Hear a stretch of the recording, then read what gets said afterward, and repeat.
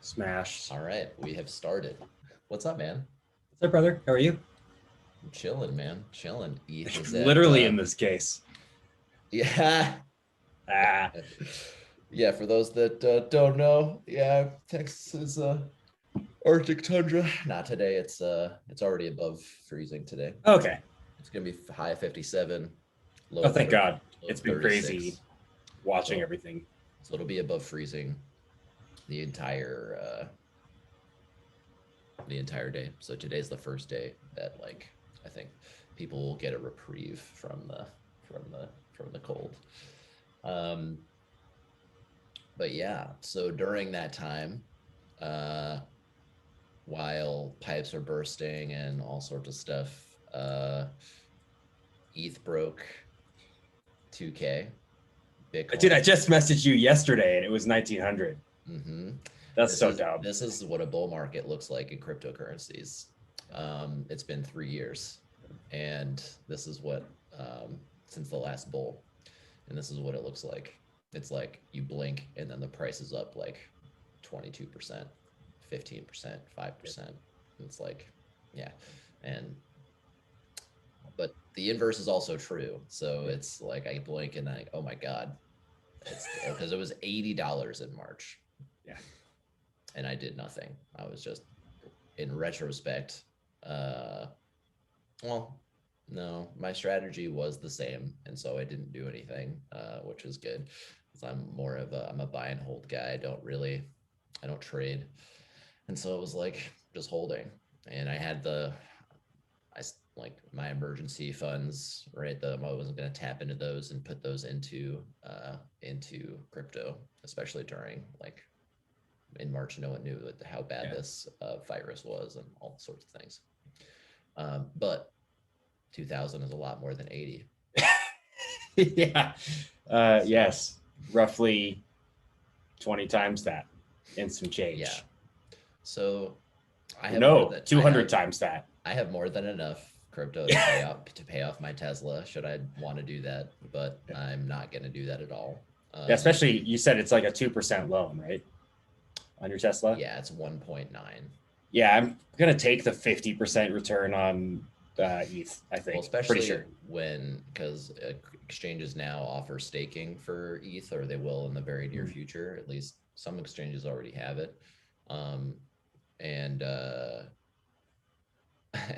and that's gonna be about it. Well, the way that the interest rates work on crypto is, or at least for staking on ETH, is the more stakers there are, the lower the return goes, the yield goes. Um, but we're probably looking at somewhere around 7% annually, which is insane, um, which is absolutely bananas.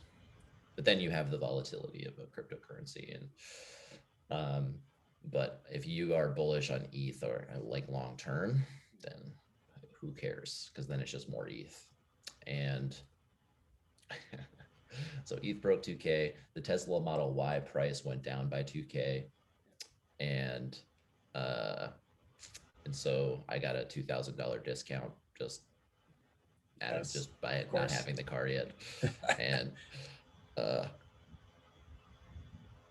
yeah, yeah, whew. Yeah. So it's we are in store for interesting times. So in the crypto markets for sure, they are really fun to watch. Really, really fun to watch. This is not financial advice, but 10 years from now, you're going to wish that you owned a bag of cryptocurrencies. Probably Bitcoin, probably Ethereum, and probably a couple of other altcoins. Yeah, I have some XRP, which I can do nothing with right now because it's in the middle of like 18 billion lawsuits. And that's the cost, right? So Yeah. like you take the wrong bet on the wrong cryptocurrency, and then there you are. Um, yeah. It's like $50 that I put into it. I'm not Oh particularly yeah, concerned yeah. about So it there you being go. tied up. Also, yeah, don't invest any money that you're Yeah. not willing to lose or to go to. But I feel like at least in Bitcoin's case, and I think probably in Ethereum's case, Ethereum is definitely riskier than Bitcoin, but that means it has a higher upside potential. But I think Bitcoin is just here to stay. I don't think it's going anywhere. I think the narrative of it being digital gold is kind of just deep seated in. I think people don't want to be like, or the idea of being in fiat currencies is kind of, that's slowly entering the minds of the very rich people. And they're like, this is way more attractive than holding US dollars Yeah. or lots of other assets for that matter, or gold. And so Yeah. I'm As just going soon to put it as I here. saw Mark Cuban start saying like ETH is dope, Bitcoin's dope. Okay. I mean, insurance companies, the most prudent investors in the world, are putting some of their balance sheet into Bitcoin.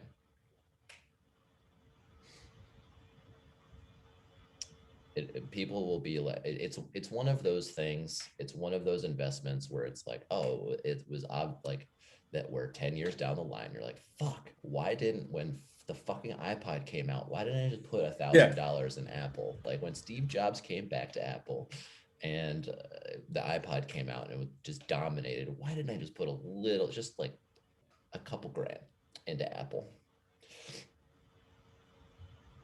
And this is what happens. And it's like, and the funny thing is, there's also this other side. So if you are the person that puts the money in, it's like, when do I take the money out? Yeah. So I'm in that boat Yeah. where You're what? I'm starting to see like almost 10x returns on my investment. And it's like, short term, yeah, it would be nice to have that money. But to do what? Now I have let's just call it, I'm just making up numbers here. Now I have a $200,000 problem. What do I do with this money?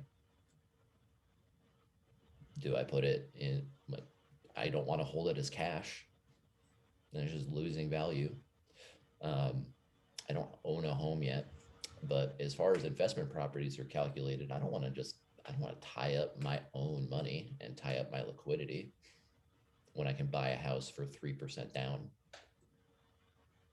Because then my cash on cash return is trash. And for folks that don't know what that is, cash on cash return is just how much money did I invest in this and how much money am I making? So if I invest $10,000 and after expenses and everything and all that bullshit, I'm making $11,000, right? My cash on cash return is 10%, which is good, right? 10% a year is really good. That's amazing. That's beating the stock market after inflation. So, but if I put $200,000 into the house, you're like, oh, sweet. Well, now my monthly payment is lower. But I'm making, let's just say, because my payment is lower and all that, let's just say it's,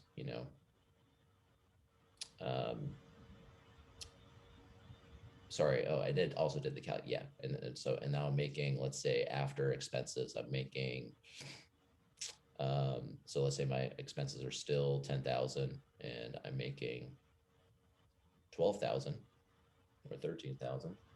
I don't know, just throwing numbers out. Now my cash on cash return. So my profit is 3,000, right? My cash on cash return is what? It's fucking 30%. Yeah. No, it's not, because I put 200 grand into the fucking Oh house. yeah. Yeah, true. Right. So let's just say it's like effectively let's negative. Say I put 100 grand in. No, I'm still making money, but I'm making 3% on my 100 grand that I invested, right? So I can make the same amount of money with or the same percentage, right, or different percentages with much less money. I'm going to do that. That's kind of power of real estate, right? You can, again, I'm no like fucking real estate expert or anything. It's just math. But so then I have this $200,000 problem, and it's like, what do I do with that? And if I am super bullish on crypto long term. I think I think Bitcoin is going to be at at its best, it's going to be a reserve currency, and at its worst, it's going to be a replacement for gold. Either one of those cases is incredibly bullish on Bitcoin.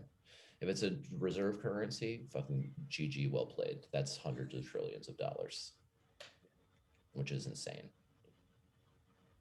Which means like the 50,000 Bitcoin price that it is, or 55 or whatever the fuck it is right now, is going to seem like it'll be like it was fucking 10 years ago.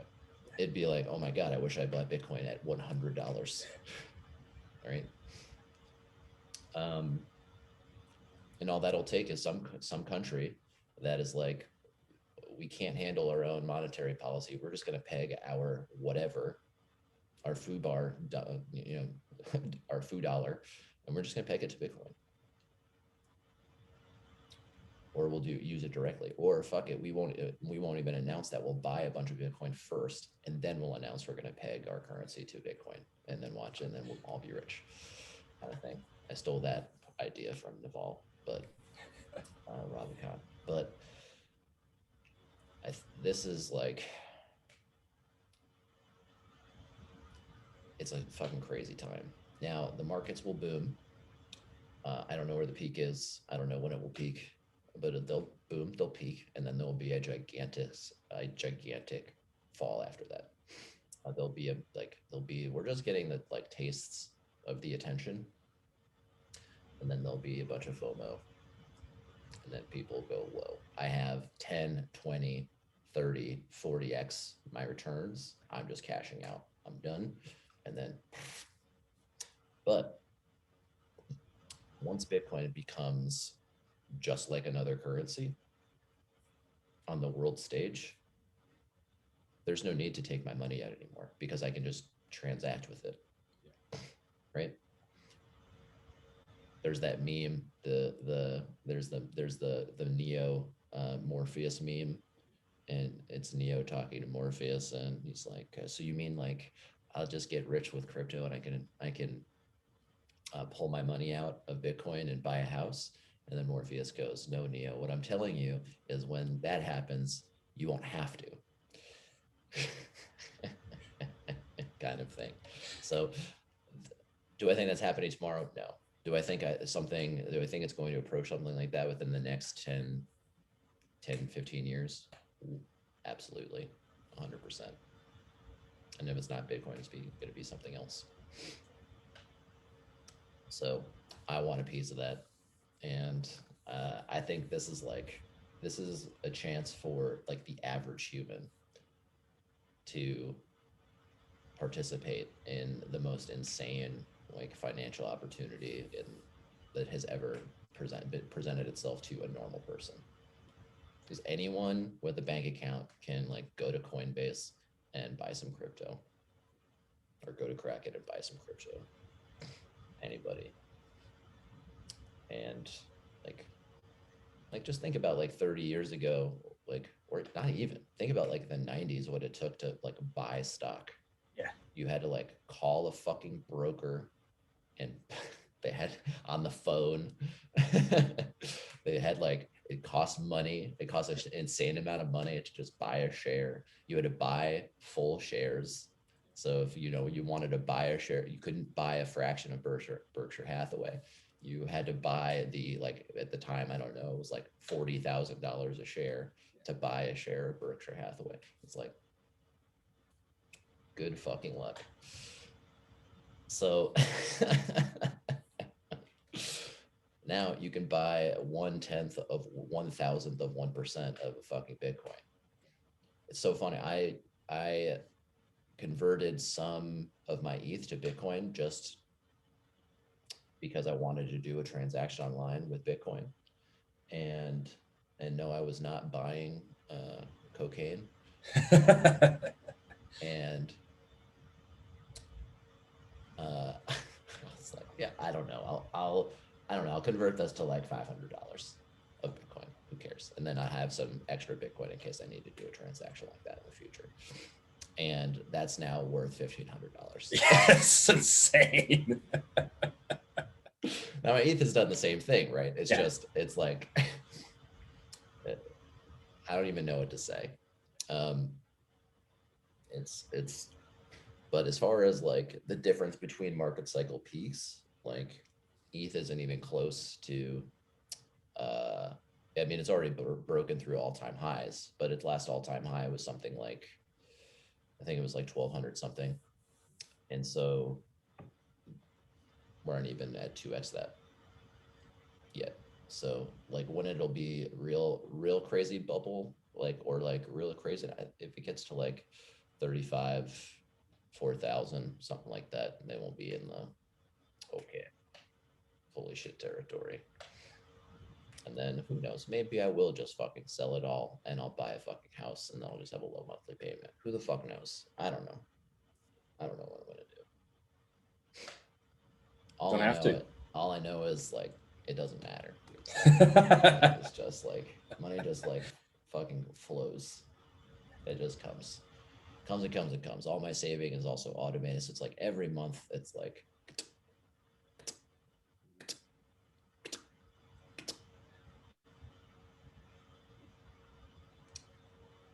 and then you're super young too. I mean, it's not like I'm old or anything. I'm young as fuck. I mean, a 50-year-old's now like, what are you talking? Get the fuck out of here.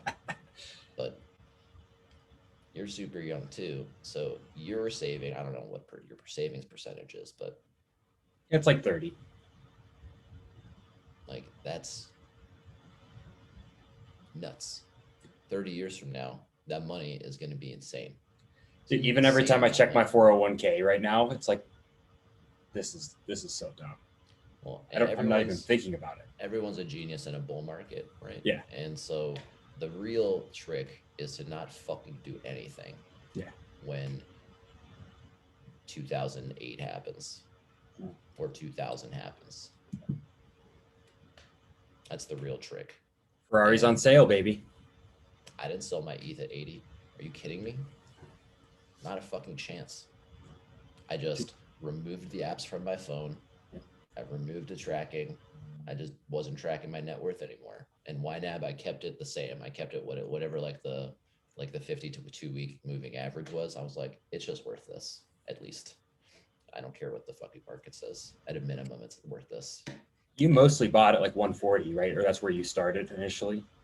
My very first buy was in 2017 at 311. Okay. And then I dollar cost averaged in. And then I didn't touch it, which I'm really glad I didn't. But that was right before the boom that happened in like January, and where it went to like 1,200. And then it didn't, and then it just like this slow decline after that. And then it was like a crypto winter. And then a dollar cost averaged in during crypto winter. Tiny amounts, like $100 a month, not a lot. And then I was like, I got some extra cash. I don't want to put it in. I don't want to put it in. Vanguard. Yeah, my IRA is maxed out. Like, yeah. I don't want to put this in like in the market. I'm just going to put this in. I got some extra cash. Like, I don't know, tax return came in or something like that. So boom, I'm just going to throw that real quick. Just actually, I found a couple quarters. Just going to throw that in it, kind of thing. But now I'm at the stage where I'm looking at like opening up self-directed IRAs so I can fucking put some of this into my IRA, because like to be able to like do a backdoor Roth and like not be taxed when I'm fucking 60 on these gains, like game over. Dude, that's fucking like 23 years from now. Like that's actually just crazy that it's only 23 years until I'm 60. That's fucking crazy. To me anyway. Dude, like 23 years from now, this market is going to be bananas. That the amount of money that's going to be is insane. And if I just don't touch it, that's like just keeps growing. Holy fuck, dude. Yesterday, Deep Fucking Value posted his like GME that he's still holding after the Senate hearing. And the dude, I think he made 1.7 million on GME alone. It's like, what the fuck? I mean, This he was at is like 43 million at the peak. yeah, It at the didn't peak. sell. Yeah, But even still, yeah, but that like what he did was incredible. He yeah. made a move. Like he like did fundamental analysis and made a move. I watched his like Senate hearing thing. I don't what's gonna come of this. What's gonna happen. I don't know. Like I don't think anything's gonna happen. It's just like it's a I, dog and pony show. people are mad, so like, let's do something about it, I guess. Also, I'm vaping now. I was just gonna ask, is that tobacco or CBD or nicotine rather? This is nicotine, 100%. It's the greatest drug on the planet.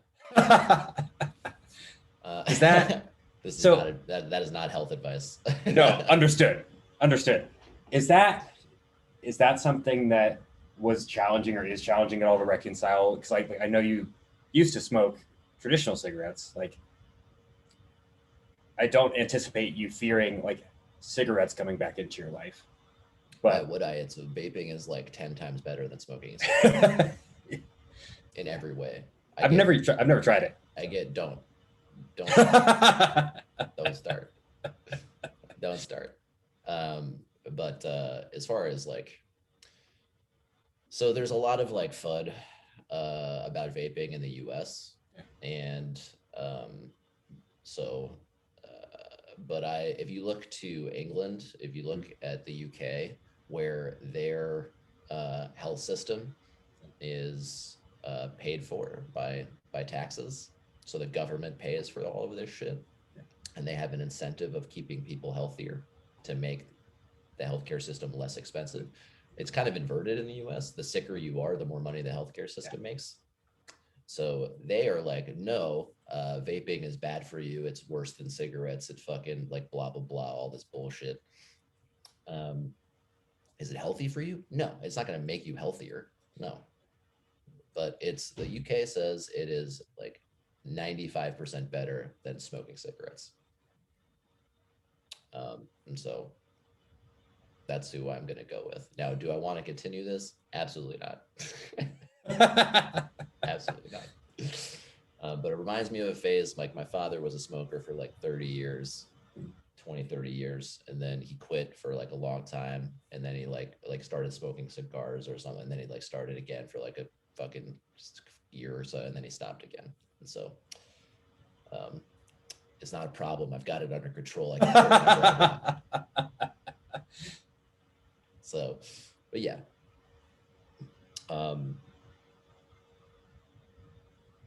No excuses. This is bad. Don't do it. It's just not nearly as bad as smoke.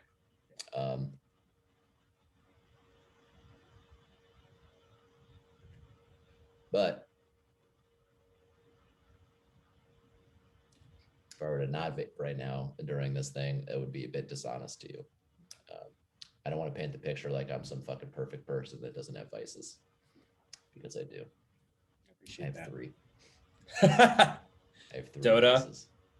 Oh, I have 4 vices.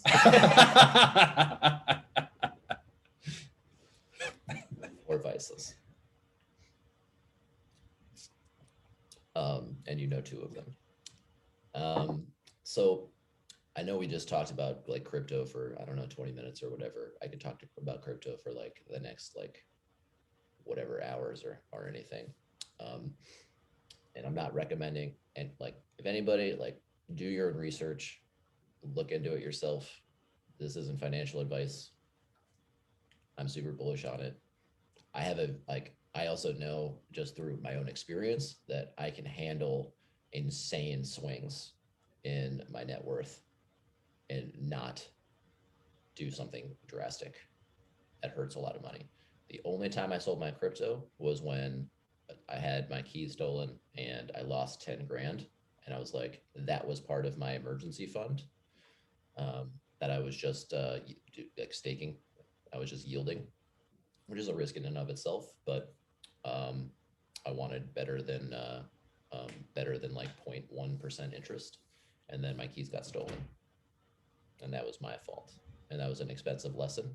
and then I took 10K out of my crypto and to rehydrate my emergency fund because those numbers were skewed. So that's the only time I sold.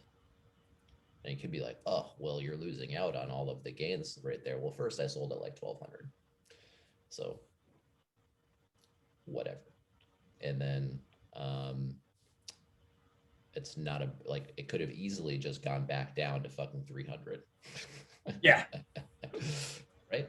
So I've just, I know I can handle, like, my risk tolerance is incredibly high. I'm totally fine with insane swings. It doesn't bother me. I believe in the long term. I believe that humans inherently want to, like, push, like, as a collective group, we want to push humanity forward and grow. That's what we want to do. And I am super optimistic in technology and science allowing us to do that. All the doom and gloom of like, yes, there are existential threats that exist. If that happens, I'm not worried about my portfolio anymore. Okay, like, that's not a problem. I'm not worried about my 401k. It's not going to matter if it's the fucking zombie apocalypse. That doesn't matter anymore. Then I need seeds. Not seed phrases. And so not really worried about the I don't, like, the existential risks don't come into my calculations for investing. And so I'm optimistic in the world collectively growing and in the US growing. And so that's where my investments are. I invest in the US markets and broad index funds, and I invest in international markets. And that's it. And I do that every single month. And then I just sit, I don't do fucking shit with it. I have like 5 or 10% of my portfolio in stocks that I just like, but that's my fucking roll of the dice money. I don't give a fuck. My 401k is all in those broad-based index funds, and then my individual account has, like, I bought Airbnb when it fucking IPO'd, right? I'm like, okay. I bought fucking Slack when it IPO'd. Okay, those both worked out great. I fucking bought GME, not as an investment, but as a fuck you. Like, yeah, absolutely fuck you. I'll help the short squeeze. Who cares? And that fucking tanked. Who gives a shit? It was like $1,000.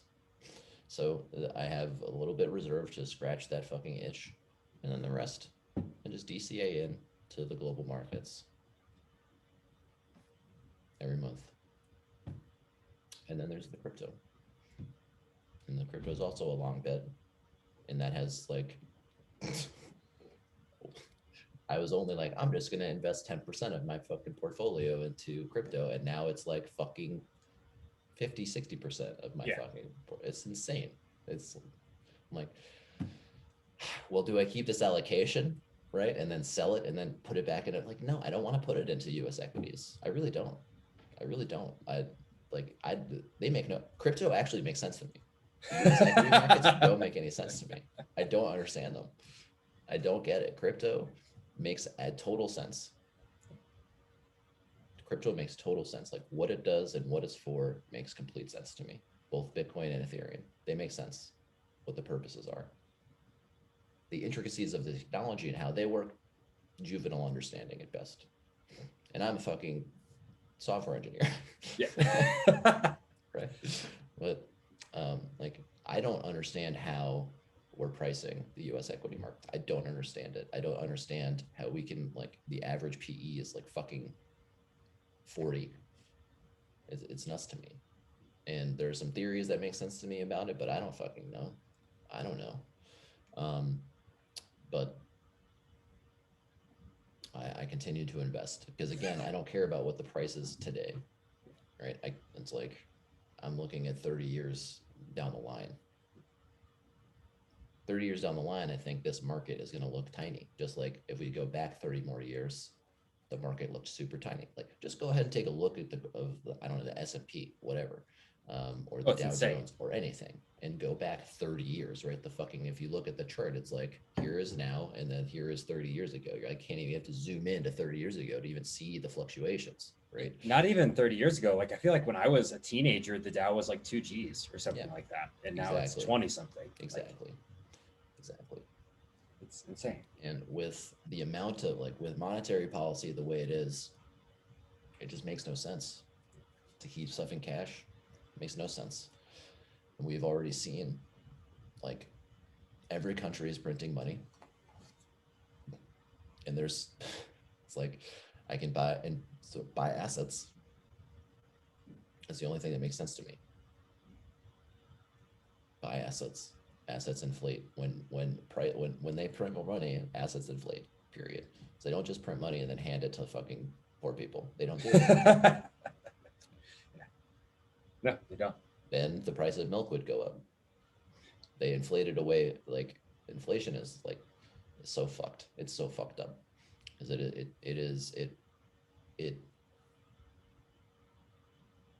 it taxes the very people that need it the most. Like, everyone complains about taxes because taxes are obvious. I look at my paycheck and, oh, there's, wow, my paycheck would be this if I didn't fucking pay taxes. Fuck, inflation. It's almost it's this insidious thing where people don't, like, especially if they keep it nice and low. Yeah. You don't see it. So fucking 5 years go by and you're like, why does it feel harder to buy stuff? Like, good luck buying a fucking house with an average income right now in any desirable place. It's like, and if you do, right, like if I want to buy a house in Denver, right, the price I paid for my house in Broomfield, I would get like a third of the house in Denver, and it would be like 100-year-old duplex or something. Well, good luck finding a duplex in Denver. That's what I used to live in. One that was my old place, was the duplex in Denver. No, I just mean like buying one. Oh yeah, no, that's good luck buying one. They've all been yeah. subdivided, or they just are owned. Right? And like, go look at duplexes Denver, and it's like, you can buy half of a duplex. Yeah. We've now taken this land, which was zoned duplex, tore the old ugly duplex down, built two like completely modern monstrosities, in my opinion, that I think will look super dumb like 15 years from now. And like, those ultra modern homes, I'm like, these are gonna look so stupid. It's like looking at a house, like, you know, when you can see a house and you're like, that was built in the 80s. Yeah. It'd be like, that was 2020. That was fucking like, dumb. Yeah, that's like, basically go to like Tesla's website and look at the houses they put the Teslas by, like those kind of houses, like those look fucking stupid. And assets just, but it's an asset, since I buy assets with fucking currencies, assets inflate along with it. Dude, but your paycheck doesn't. I dug up all my old Pokemon cards. I've got every single one that, like, granted, mine aren't the 10 out of 10 mint that went for 370 Gs, but I have that card in like relatively good sleeved condition. It's not chump change if I decided to do something with it. But it's also kind of dope. Like, I have 30 years of history of my life and my childhood in these sleeves. That's awesome. Like, that's so cool. I'm not gonna sell them. I would never. Because like, I've got Blastoise, I've got Charizard, I've got Venusaur, just like all first edition, still in their sleeves. It's fucking sick. I love it, dude. That's so awesome. I was super into trading cards when I was a kid. Super into trading cards. And Pokemon, Yu-Gi-Oh, MTG. No, like basketball. Oh, okay, yeah. Specifically, I went through a huge basketball card phase. I had a 45 Michael Jordan, like his return card. And I made the mistake. There was like a protective like film on it. Yeah, pulled it off. And I was like, dude. And that was the end. I went to like a trading card thing. I was like, this is worth like, but and they were like, no, it is worth like $2 now. I'm like, I'm not doing this anymore. Yeah, I've got my parents still have it framed. It's Larry Bird, Magic Johnson, and one other player autographed card. It's fucking, that one I'm sure is worth a pretty good chunk of change. But again, like it's just sick to have. It's just cool to have those things. Yeah. And so if it's just income, if that's it, like you're fucked. You're fucked. It is just inflation is just baked in, and now they don't do it through. Now they do it through QE, and they just make more money and buy bonds and lower interest rates, which increases consumption, which increases the inflation. It's like, oh, you want to buy stuff? Here you go. It's free money. Here you go. To fucking 1.9 for a new car. I remember when like a car was like $15,000 for a good car, for a good like newish car. Yeah. A good newish car now is like 30 grand. Yeah. And it's the same fucking car. Like Honda Civic from 10 years ago, 20 years ago, that was 12 G's, is now 30. It's or now 25. 30. Yeah. Yeah. Now you have like, you've got a center console that has like a fucking screen in it.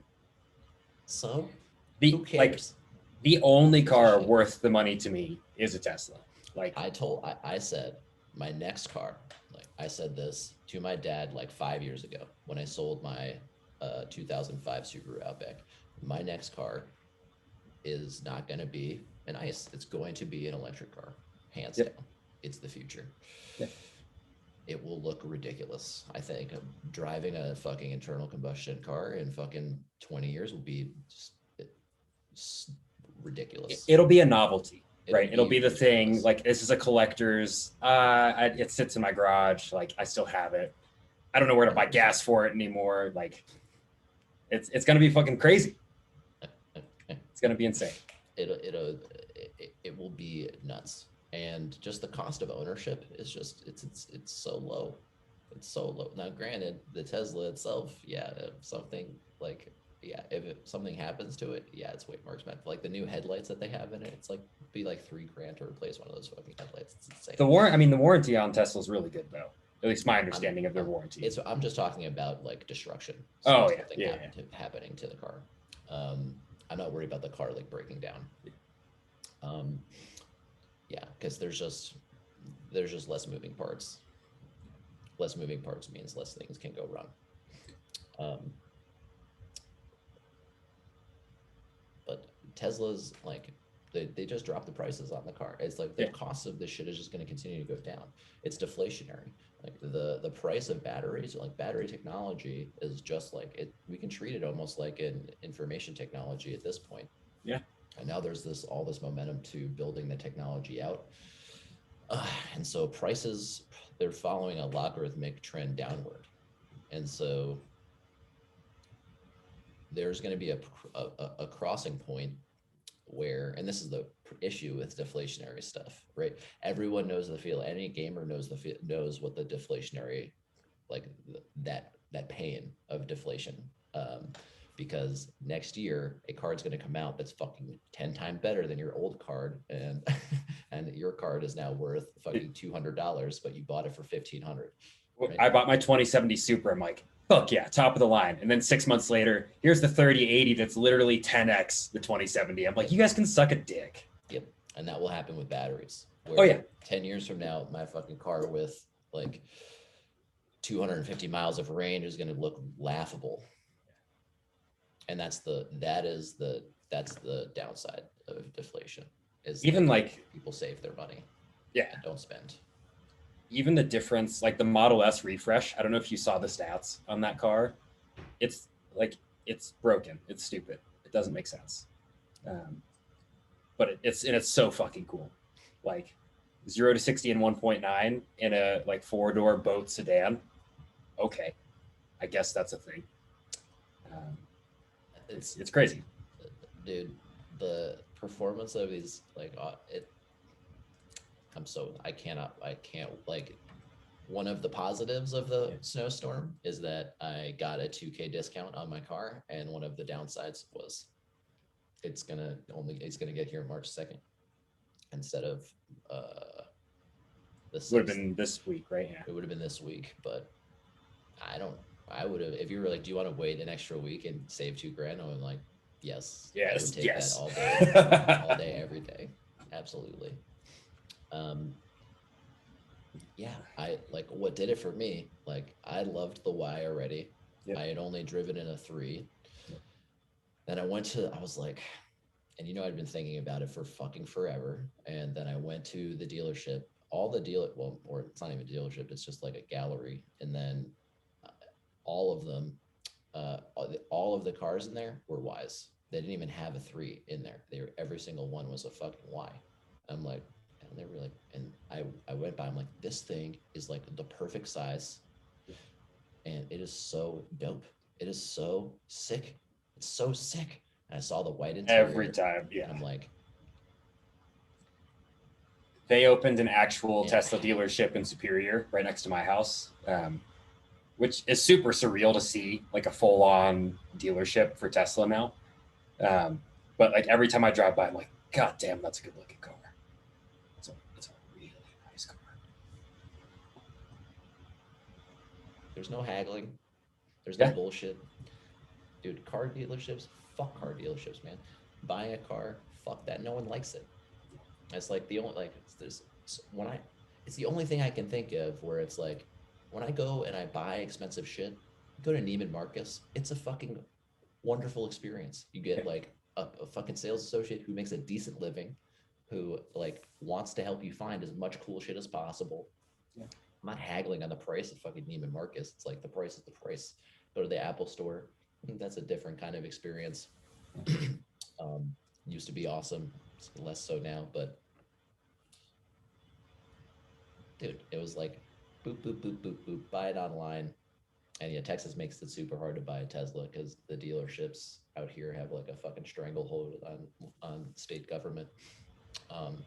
But all those trucks, baby. Got to move those trucks. I think with Tesla moving to Austin, that shit's gonna go away eventually. It'll just be, and Tesla will just be like a force. Like it's just gonna be a force to be reckoned with.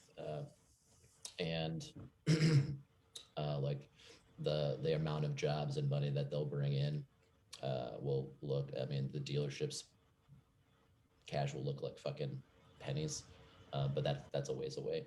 But regardless, yeah, they make it super tough because since Tesla isn't a dealership, they can't handle all of the administrative bullshit, or a lot of it. So it's like they can't provide the financing. They can't just handle all of the registration and shit for you. They can't handle the sales tax for you. All that stuff that a dealership just does, and you just drive off the lot with everything done. You get like your tags and everything. Can't do any of that.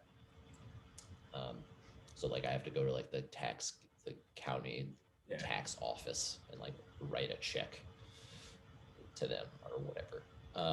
Anyway, I don't even know how we got onto and stuff like that, but oh yeah, it's cars and how expensive they are. And it's like if you don't have multiple income streams and aren't investing, you are fucked. You are fucked. And financial, well, actually, I don't even want to paint that picture because I was just gonna say I was gonna pull out my red card. So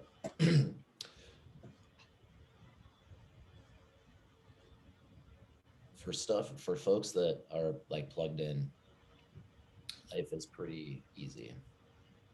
And it's pretty easy. And I'll rephrase to fuck to just being like, there's just going to be a lot more suffering. So, which, that's where we come in, dude. That's our job. And speaking of, I know we haven't talked about your routine at all. We kind of just been talking about money this whole time, which is like one of my favorite subjects. I think I love talking about money. I think it's a total game changer. Shifting one's mindset and watching the dollars roll in. And I say that deliberately because I could be watching the dollars roll in and not have shifted my mindset. Yeah. It's not the same. It's not the same thing. Then It it's almost like, feels worse. just ask any stripper. Seriously. Ask any drug dealer. Or ask any super fucking rich business person that is miserable. How is cuddling up to your $100 million? Yeah, it's better than cuddling up to like an eviction notice for sure. Absolutely. But how do you feel, man? Do you feel like calm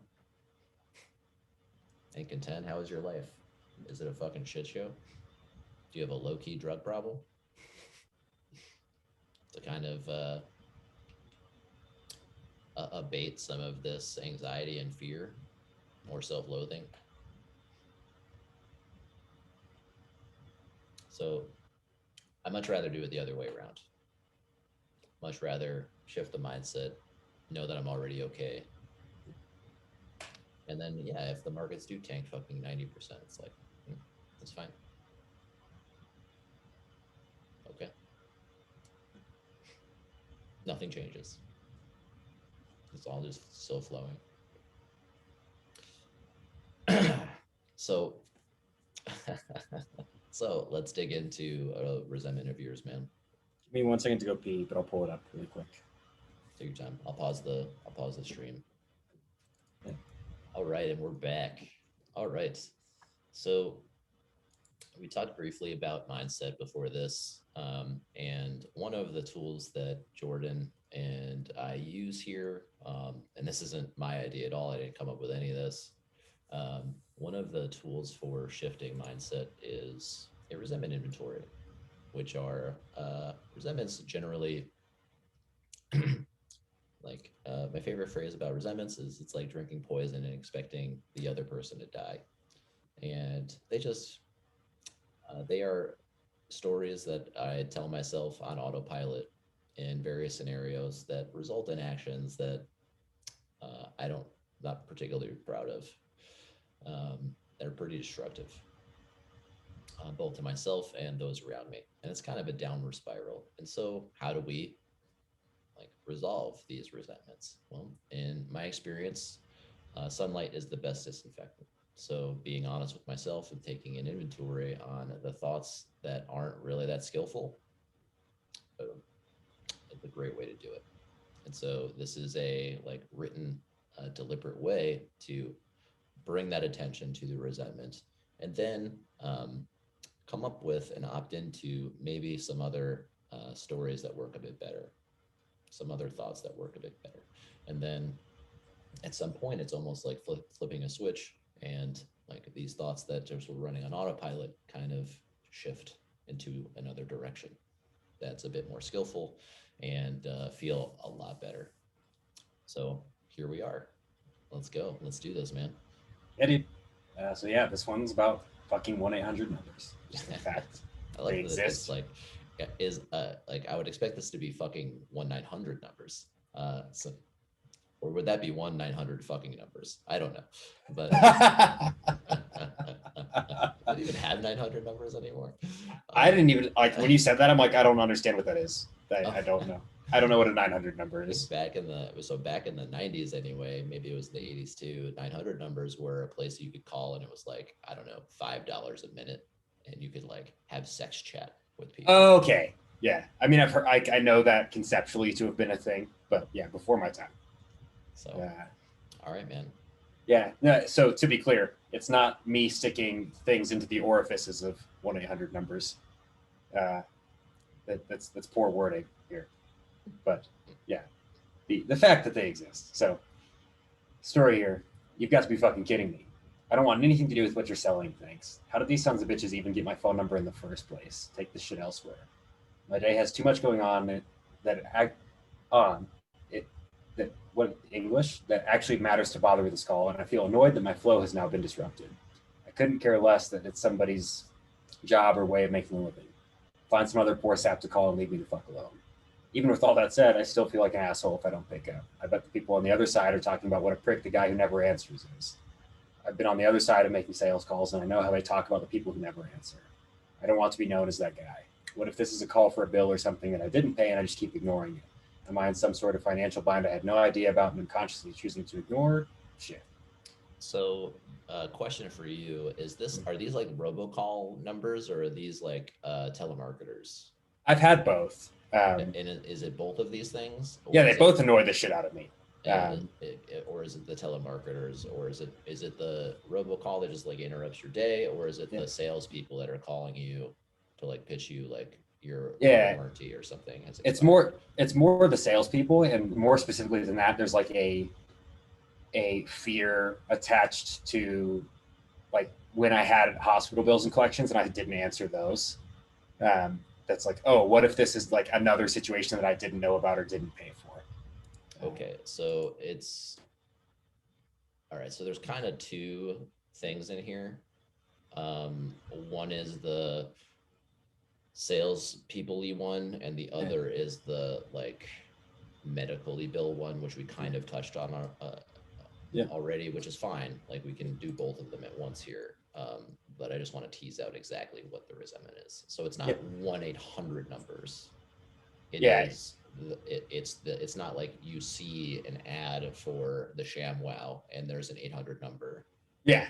To call for 3 easy payments of $29.95. It's it is whatever the number is. It's incoming call to your phone to sell you some shit, or it is like some like collection agency or something. Yeah. You know what might be a better way of putting this rather than 1-800 numbers is just like unknown phone numbers, period. Let's put that in there. Yeah.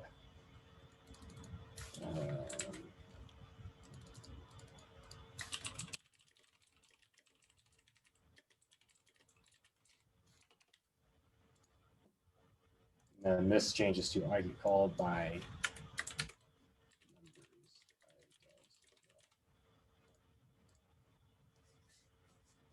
All right. Ambitions. Yeah, I have an ambition of. Oh, so well, let's do the facts. We just skipped the fact, and the fact is. Yeah, I get called by numbers I don't know. Yeah, so the difference between these two things, right? Pretty drastic. Yeah. One is the story that I tell myself about these things, and one is what actually is happening. Right? This is just the like most objective take that we can make over this story. Yep. Right? Yeah.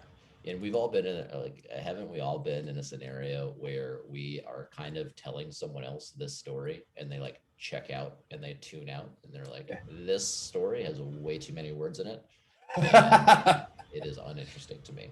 Yep. And then this is just the straight, like what actually happened. And you ever like, have you ever been trying to tell someone this story? They do that checkout thing and you just go deeper. Like, well maybe if I really sell this thing as how shitty it is, like they'll get interested and they have no interest. Yeah, because it's fucking boring. Your resentments are boring to other people. No one fucking cares. And if I just said this, but if I just said this, they wouldn't be able to co-sign all of my bullshit about the story that I've been telling them. Because this is uninteresting. This is just, oh yeah, I get called by unknown numbers too. What's the big deal? I just don't answer the fucking phone. If it's important, they'll leave a message. Like, right? It's like, so anyway, all right. So that's the fact. Great. Stories, facts, affects your. Yeah, ambitions. I like an ambition or expectation of not getting called by numbers I don't know and like not having this experience. Just leave me alone. Yeah, let's instead of saying like not, what do you want instead? What expectation do you have of the world? To be left alone, I guess, as it pertains to I have this an expectation for just like privacy. Yeah. Right. Like, okay, cool. Personal relationships. Yeah, dude. Kind of get into it in the bottom here, and I don't necessarily know these people, but like I'm afraid of what gets said about me by the people in the call center for like, oh, this number comes up again. We know he's not going to answer, this son of a bitch. Yeah. It's a mirror to your like caring very deeply of what others think of you, kind of thing. Right? Even people that you'll never see or meet. Yeah. Yeah, for sure. Yeah, and self-esteem like is right in line with that. So if I'm putting this much value in what other people think about me, um, and I've chosen to believe that they think I suck because I'm not answering the phone, like I'm probably not going to feel particularly good about myself either. Yeah, and then there's the other one as well, which is so there's the two, again, we have two resentments to deal with here. One is the like strangers trying to sell you stuff, and the other is uh, the possible collections. Yeah, So what about yeah, that one? yeah. Like kind of at the time, at least knowing that if I picked up, I couldn't pay, um, or like And what does that would say about you? yeah, it means I'm broke, piece of shit. Yeah. Yeah. Well, specifically about debts that I owe that I Mm. cannot pay, why does that impact your self-esteem? Yeah, I just want to be the kind, and this goes into pride too, but like I want to be the kind of person that I feel like can pay the debts that he owes. Well, what is what is a what is a debt? Yeah, it's like repayment for a service offered, or like Correct. not. That Yeah, that that is that's absolutely right. And so in the action yeah, of it's of dishonest to not pay it. so I have exactly. So I have ostensibly given my word that okay, thank you very much for this good or service. Now I promise you, give you this money later. Yep. And then I don't do that. So I have lied. And so in this circumstance, we get like, so how does that impact one's self-esteem, or how could it impact one's self-esteem? It seems Yeah, obvious, but let's just say it. lying doesn't feel particularly good Why? because I'm not a sociopath. I care about like keeping my word and the impact it has upon other people. Why do I care about keeping my word? I mean, it's trite, it's a cliche, right? But it's really the only thing I can do. Not So the only thing, but it's I'm looking for like a higher self kind of perspective on yeah, why it hurts to break one's word. yeah. I think it's just disingenuous, and like my higher self knows that that's not how I want to be behaving in the world. Exactly. So my conscience, my capital C conscience is like, this isn't who I am, who I really am. And hold on, it's so funny. Speaking of robocalls, this is an Austin number, so this is not a robocall. That's the beauty of moving to a new place. If you get a call Yeah, from an unknown number locally, this is probably my loan officer, but I'm gonna have to decline and call them later. Um, but since my capital C conscience is like, this isn't who you are, man. This isn't who you really are, and you're acting in discord with who you really are. And anytime I do that, it hurts. Anytime I do that. And we've all experienced it. We've all been in a group of people and like acted not like who we are really. And it feels weird. It feels off. And the more I act that way, the lower my self-esteem generally. And interesting is once I become aware of this, I can be in a scenario like that and I can still like act differently and be uncomfortable. But now I'm aware of me being this way.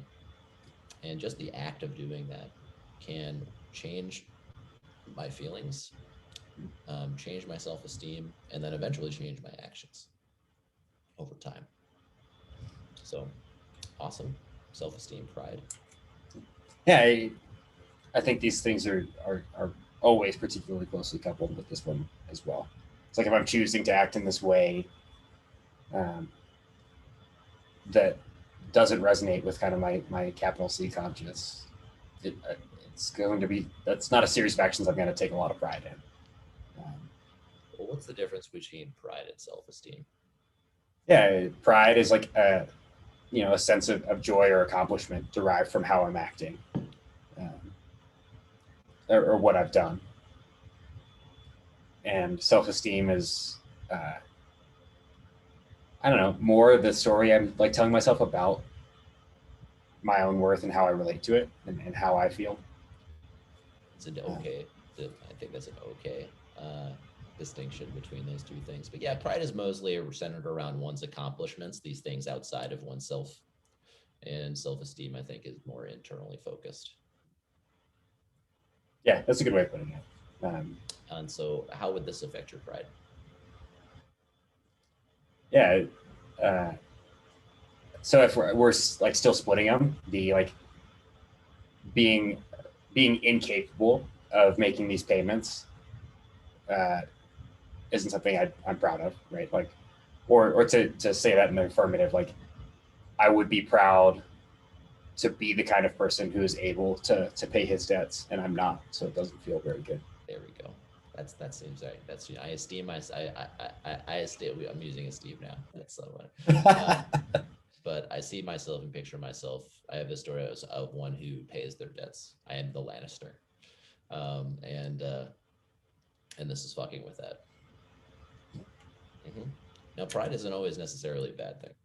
I want to say, like, but yeah, but when my pride gets bruised, and I find my pride getting bruised, like I can get into some unskillful behavior.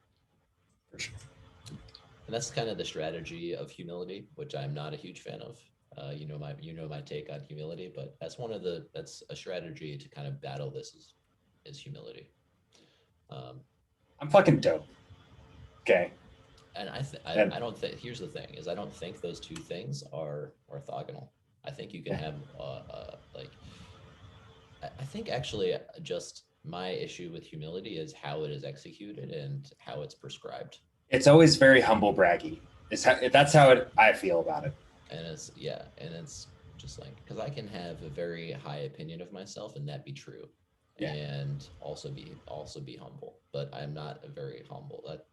I'm not a humble person. That's not in the slightest. And I don't think people should be. I think, in my experience, I feel like people don't need a dose of humility, man. I think what they really, no, if anything, the opposite's true. Exactly. I think a dose of like actual true confidence in oneself and their abilities. Yeah. Which is why I think mentorship is just so vital.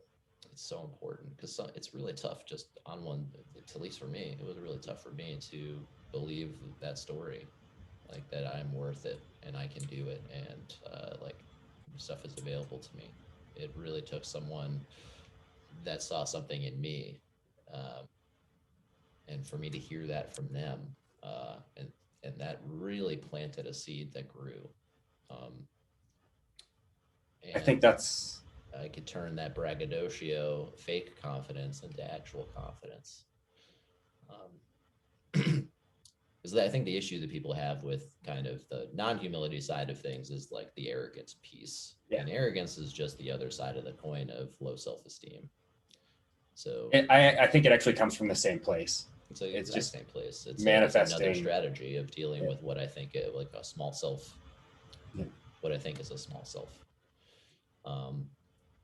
But realizing that there's no such thing, like, yeah, it's a nice thing. And being continual. It's not like a one act and then I'm done. It's a continual reminder, which is again why I think these like check-ins are so vital.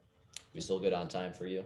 Yeah, I am meeting someone to go snowboarding, but I'm not driving all the way. I'm going to Eldora, which is not traffic central, so I'm good. As long as you're good. Let's do it, man. Sweet. Yeah, Pocketbook is, it's two. I think again, this whole thing is two, but Pocketbook on one hand is like, if this is somebody calling to sell me something, like, can I even afford to buy it if I wanted to? But I think that the more impactful one is the like, oh shit, this is the people calling maybe to take my money. I can't. I don't have it. So I'm just going to ignore it. And speaking of, my credit report is no longer showing the derogatory marks, which is very exciting. Nice. It's been 7 years. No, which is why I was really surprised, but they're just not showing up anymore. I don't know. Checked all of them. I've checked 2 of the 3. I've checked Experian, TransUnion, so maybe there's on the other one, but either way. Yeah, it's awesome. Yeah. Selfish, still hard, man. But forget that these people are just doing their job. It's an inconvenience to me. They're all going to be talking about me and think badly about me for not answering their call. I think that's really close. So what is our definition of selfishness? Overly concerned with oneself. Right. And so I'm concerned about what these people think of me. Yep. To a point where I feel bad. I don't feel so great. Yeah. Right. Yeah, I think that's pretty good. That's pretty good. All right. Dishonest. Yeah, there's definitely more here. This is just transcribed from the original, but yeah, people on the other end of the phone are going to talk about me or for not answering, and that determines what kind of person I am. My day is too important to be bothered with anything outside of myself. I think there is like my ability to pay bills or answer the phone determines my worth. Yep.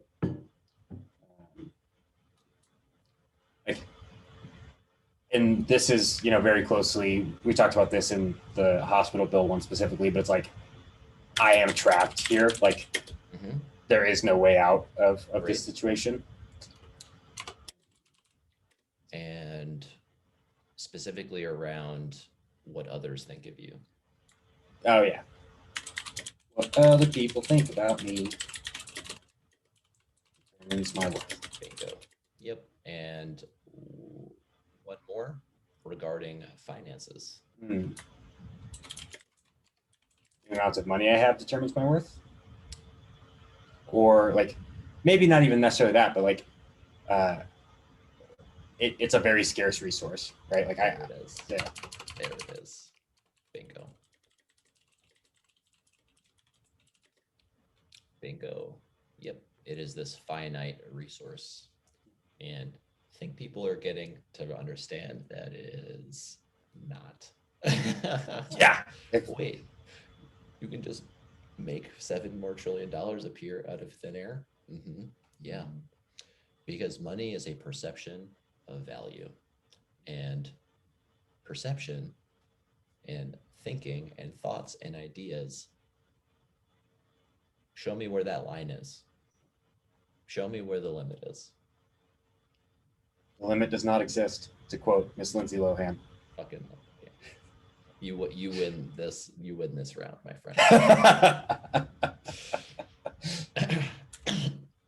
And yeah, fear. If I don't answer, I'm a terrible person, and the people on the other end of the line are going to talk about me. If I'm getting called from an 800 number, it's either to get sold something or because I owe somebody money and I don't want to deal with that. What if I do or owe more people money and I can't pay? What's going to happen to me or my finances? It's just easier to ignore all of this stuff. But why do I feel this sense of dread every time the phone rings and I choose to ignore it? I'm not strong enough to deal with my problems or be confronted by other people. I like that fear.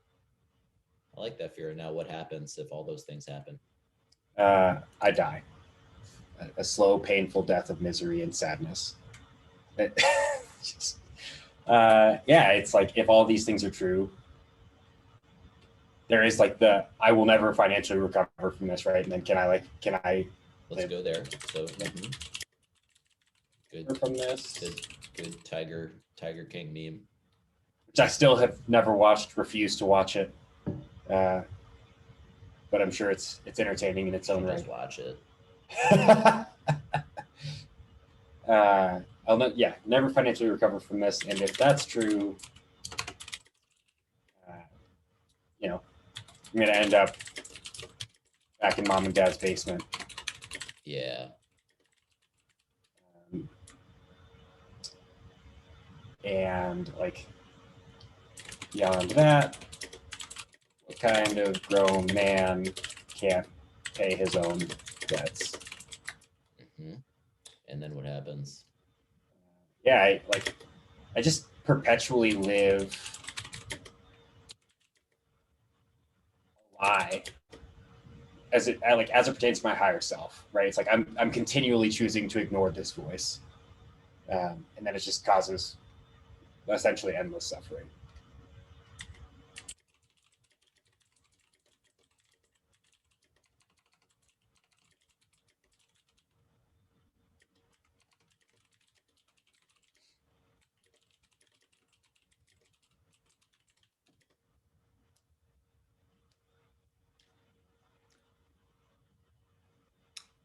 And how many friends are you going to have?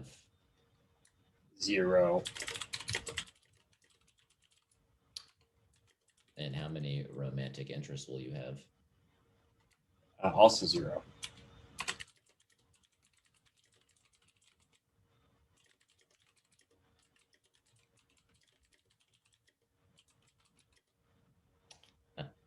We'll be covered in Cheeto dust for the rest of my days. But hey, you'll probably get better at WoW. So hey, there's that. All right. What your homework then is to do the stories that work throughout the week and put those down here. And do that. Then we'll go over those stories next week. Boom. All right, brother. Great work.